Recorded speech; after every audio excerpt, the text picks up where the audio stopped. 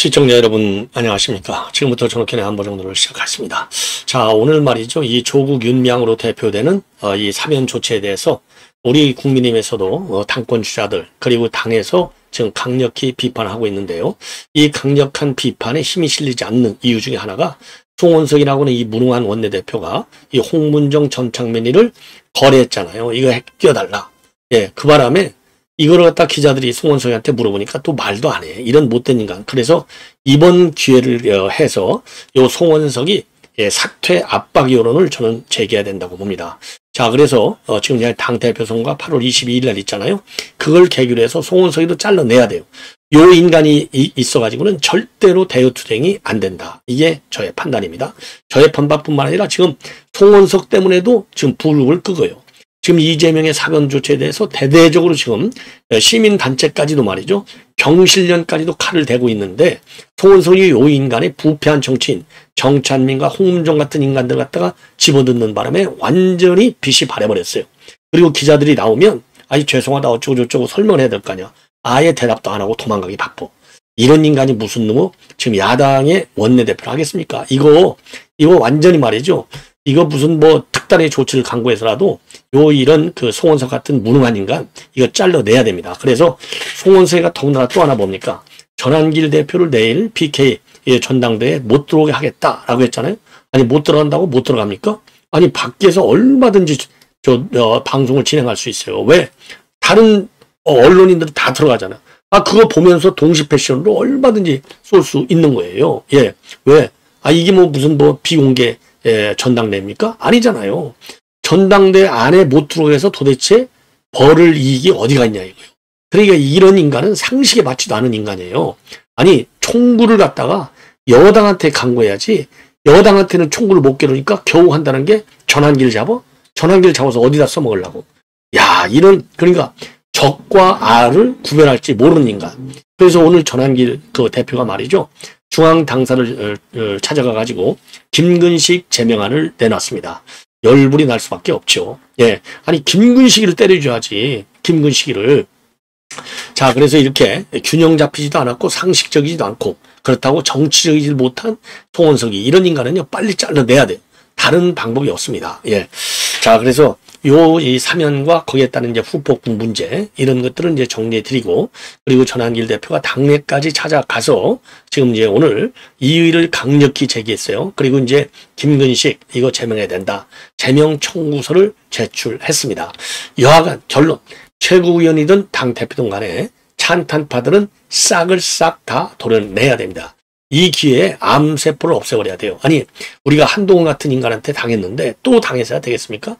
제가 누책이지만 이런 전투의 시기 이거는 정말 생과 사가 결정되는 지금은 전투의 시기예요.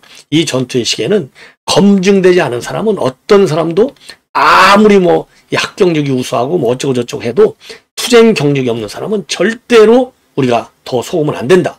예, 그래서 그런 의미에서 다시 한번 말씀드리지만은 참 4명 중에서 누가 투쟁 경력을 우리가 확인했느냐 이건 뭐 눈에 딱 보이잖아요. 딱 한 사람밖에 없어요. 아니 사람이 부부지간에도 부자지간에도 부모 자식 형제지간에도 다 달라요. 아니 그게 인간의 특징이에요. 인간의 흠이 없는 사람이 어디가 있겠어요. 예, 흠이 없는 사람이 다 있지. 그러나 지금은 전투력 하나만 보자 이겁니다. 뭐에 대해서 어떻게 얘기하고 뭐에 대해서 어떻게 그런 거 다 필요 없어. 전투력 하나만 보자 이거예요. 전투력. 저는 당대표 선거에서 그리고 최고위원 선거에서도 전투력 하나만 보자.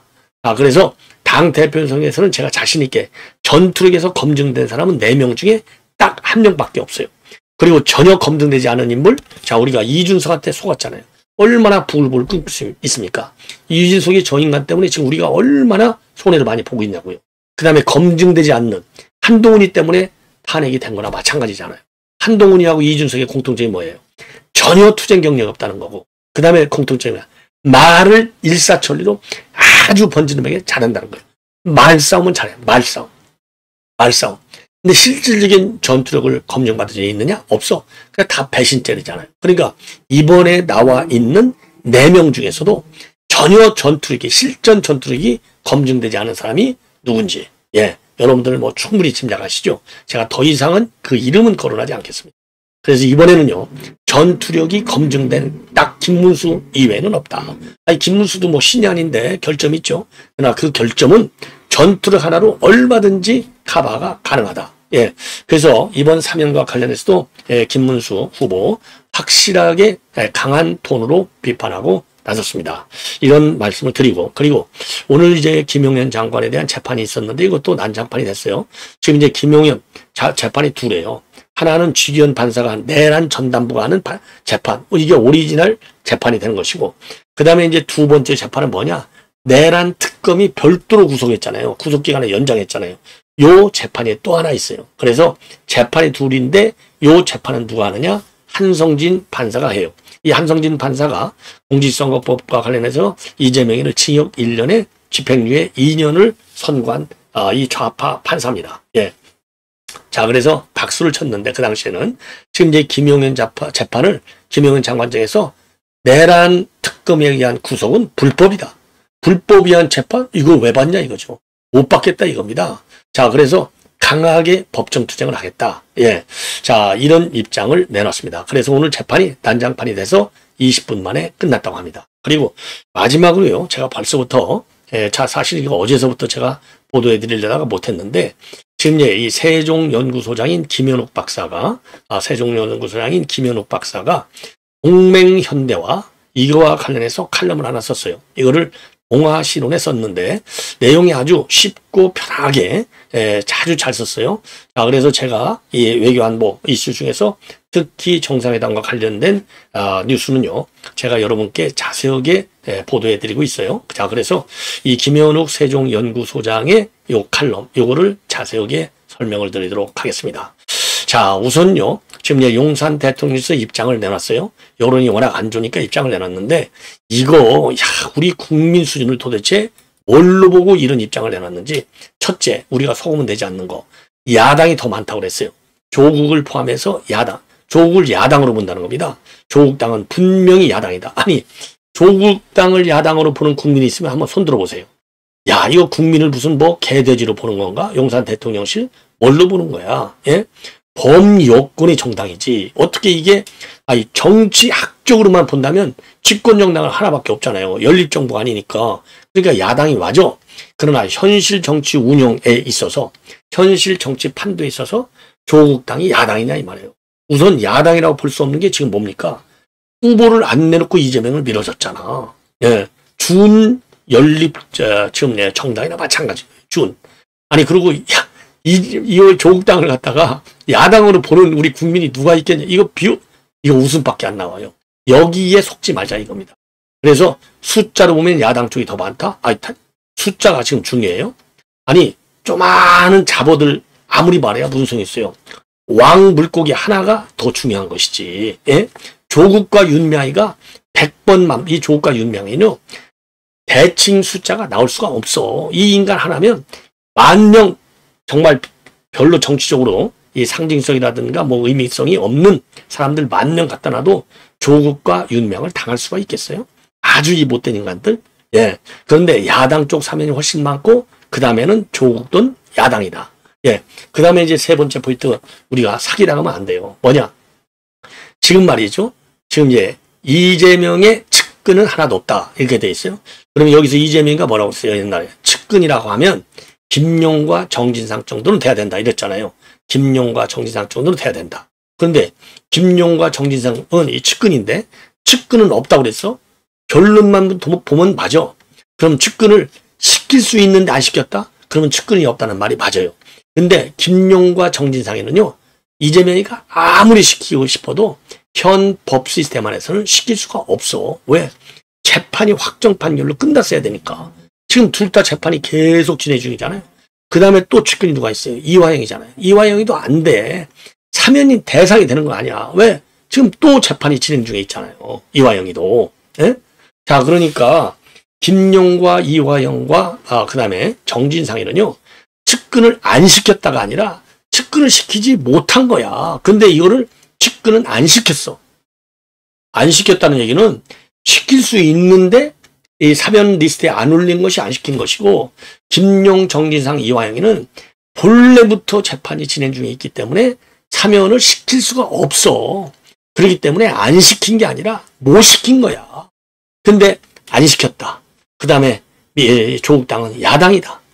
그 다음에 숫자로 보면 야당이 훨씬 야당 쪽이 많다. 이렇게 주장하면서 현 사면을 지금 방어하고 있어요. 솔직하지 못한 것이죠. 아니 용산 대통령실이 거짓말을 하면 대한민국 국민이 다 가제붕어입니까? 가제붕어냐고. 응? 강유정. 자, 그래서 국민의힘에서는요, 이런 걸 따져야 돼. 그 대변인의 성명부를 누가 썼느냐? 그 작성 경위를 그렇게 엉터리 거짓말 성명을 브리핑을 할 수 있게 누가 작성해 줬냐? 뻔한 거 아니에요.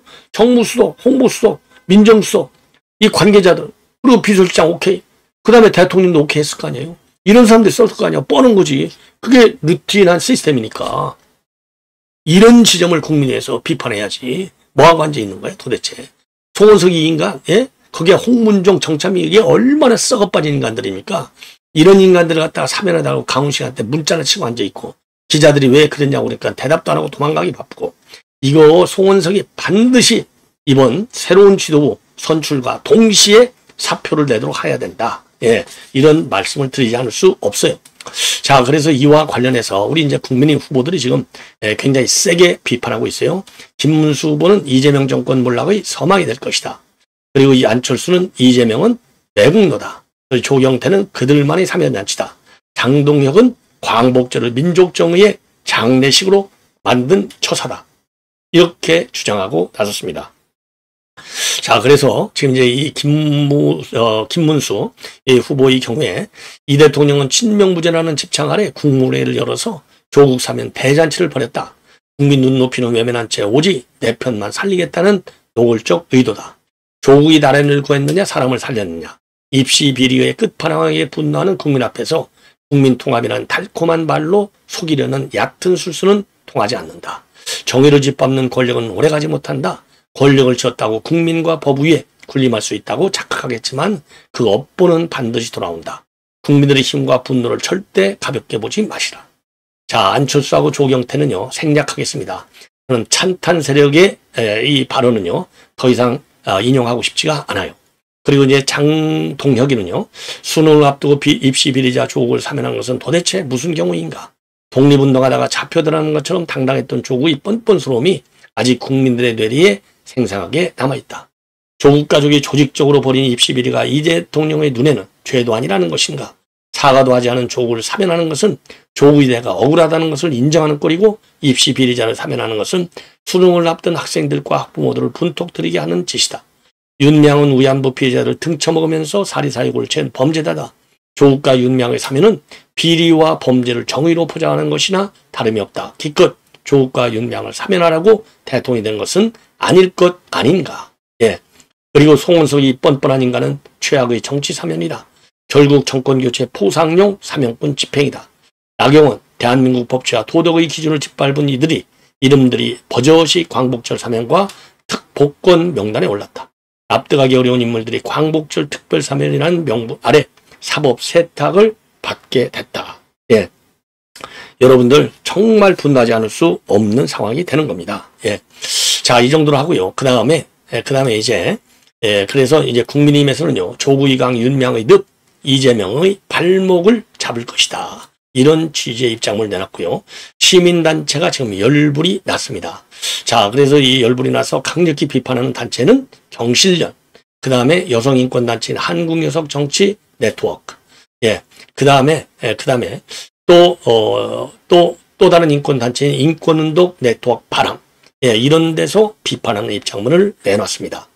자, 그래서 우선요, 경실련의 경우에는요, 정부가 국민통합을 명분으로 내세워놓고 사회적으로 논란이 큰 인물들을 대상으로 포함했다. 국민의 이들이 과연 충분한 책임을 졌는지에 대해서 의문을 가질 수밖에 없고, 특히 사법 절차를 거쳐 형이 확정된 인물에 대한 사면은 법치주의를 흔드는 결정이다.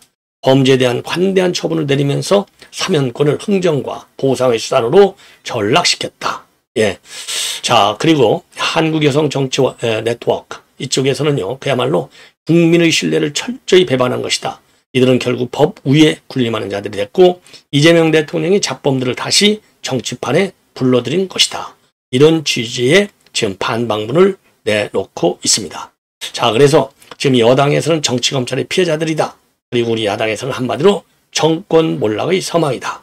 이렇게 지금 공방전이 벌어지고 있습니다. 예. 자, 이건 이제 이 정도로 말씀을 드리고요. 그 다음에 전한길 대표의 오늘 중앙당사를 방문해서 김근식에 대한 증거 요구서를 제출했습니다.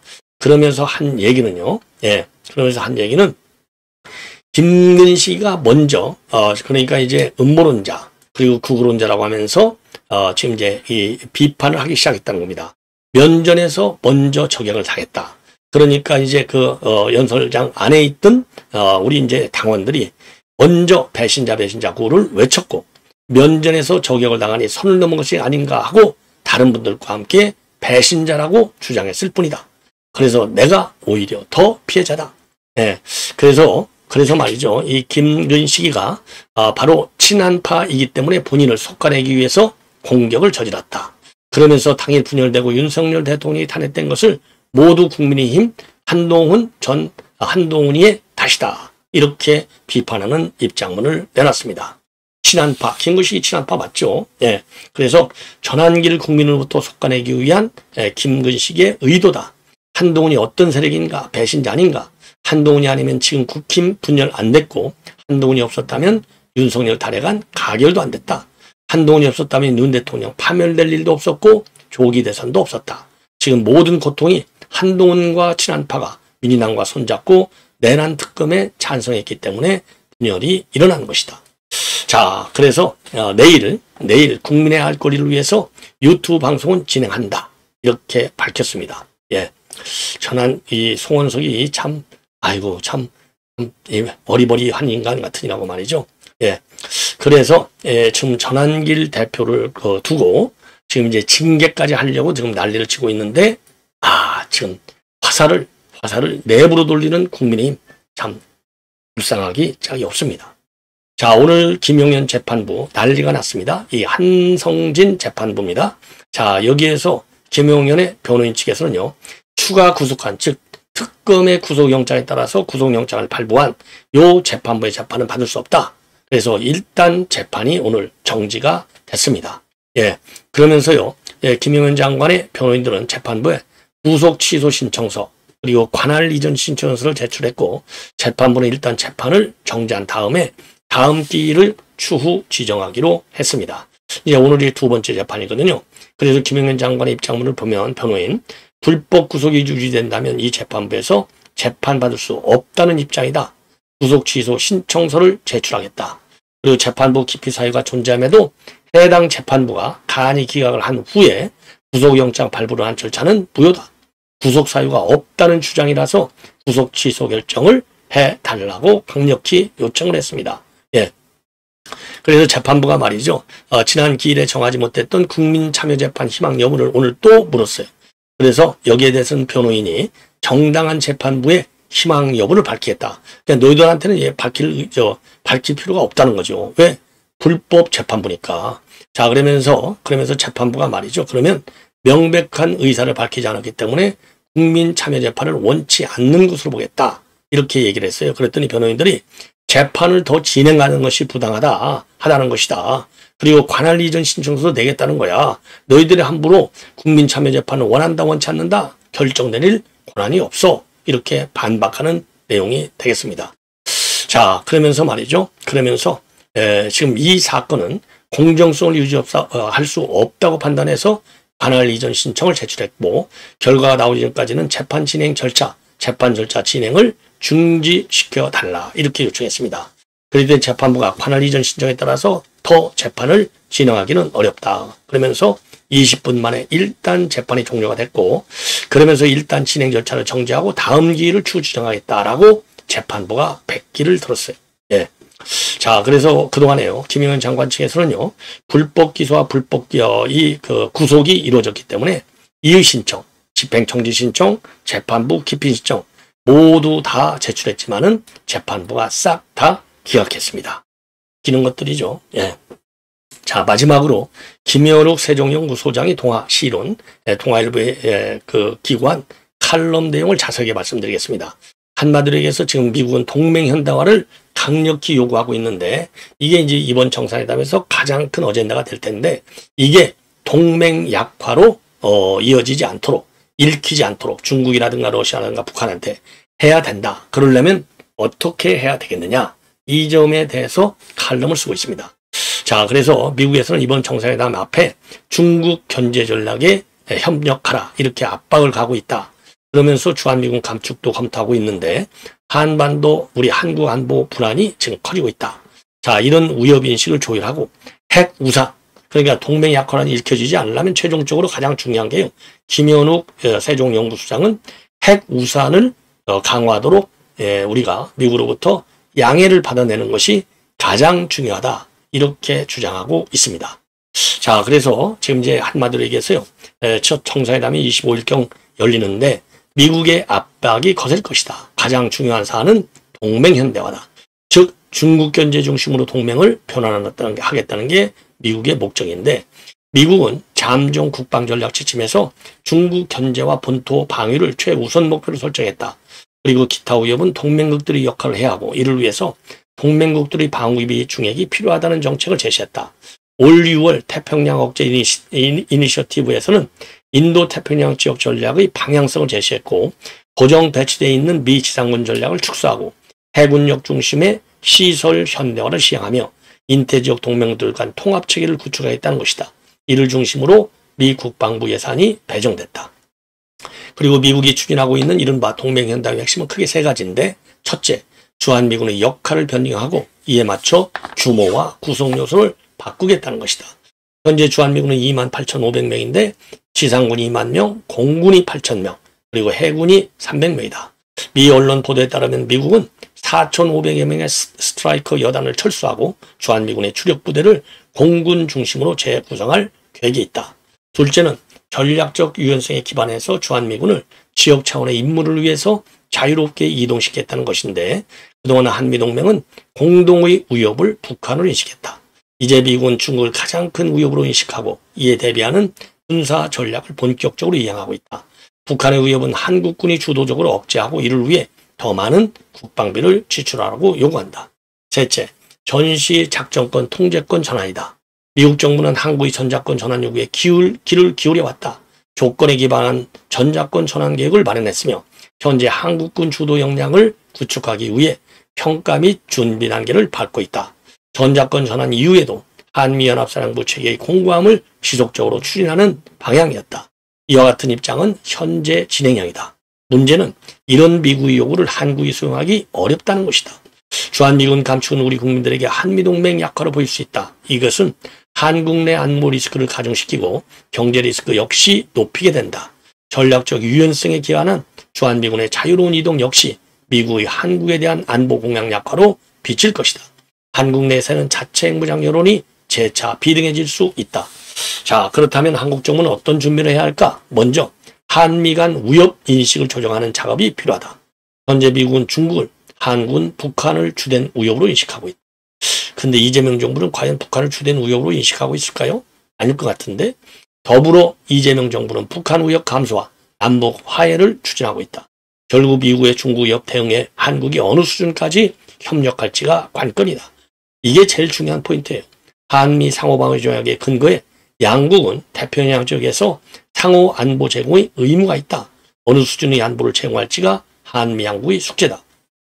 아울러 좀 더 큰 관점에서 중국의 전략적 가치를 제고할 필요가 있다. 중국의 부상과 함께 한중 관계가 심화되면서 한국은 중국에 두 가지를 기대했다. 북한의 비핵화와 한중 경제 관계했다. 북한은 중국의 중요한 전략적 완충지대였으며 중국의 비핵화 정책은 적극적이지 않았다. 한중 무역 관계 역시 변했다. 2023년도부터 한국은 대중무역 적자국이 됐다. 중국이 제공했던 값싼 노동 능력이나 수출 시장도 이전과는 달라졌다. 중국은 이제 한국의 경쟁국이 됐다. 이제 중국은 한국에 어떤 전략적 가치가 있는가? 그리고 마지막으로 동맹 현대화가 미국의 안보 제공 약화로 인식되지 않도록 적절한 조치를 취해야 한다. 군사적 측면에선 전자권 전환 이후에도 한미 연합사가 유지되어야 한다. 단일주의 체계는 한미동맹의 가장 중요한 강점이다. 또한 한국군의 군사 능력이 F-35 드론, 미사일 방어체계 등 첨단 무기 체계로 보강되어야 한다. 무엇보다 중요한 것은 한국에 대한 미국의 핵 우산 강화다. 재래식 무기 차원에서 한국군은 북한보다 우위에 있다. 동맹 현대화 이후 한국의 안보 불안을 불식시키려면 북핵에 대응할 수 있는 강력한 핵 우산이 미국으로부터 제공돼야 한다. 이미 구축된 핵 협의 그룹, 그다음에 핵 재래식 통합이 심화되어야 한다. 이재명 정부는 국익에 기반한 실용 외교를 추진하고 있다. 이의 중심은 한미 동맹에 있다. 이달 초 미 언론 인터뷰에서 조현 장관은 중국에 대한 우려를 표명하며 주한미군 감축은 없을 것이라고 언급했다. 동맹 약화가 아닌 공정적 동맹 편안이라고 하는 실용 외교의 중요한 성과를 한미 정상회담에서 기대해 본다. 아주 쉽게 말이죠. 정리가 잘 되어 있는 칼럼이 되겠습니다. 자, 이렇게 해서 본 방송을 마치겠습니다. 대단히 고맙습니다.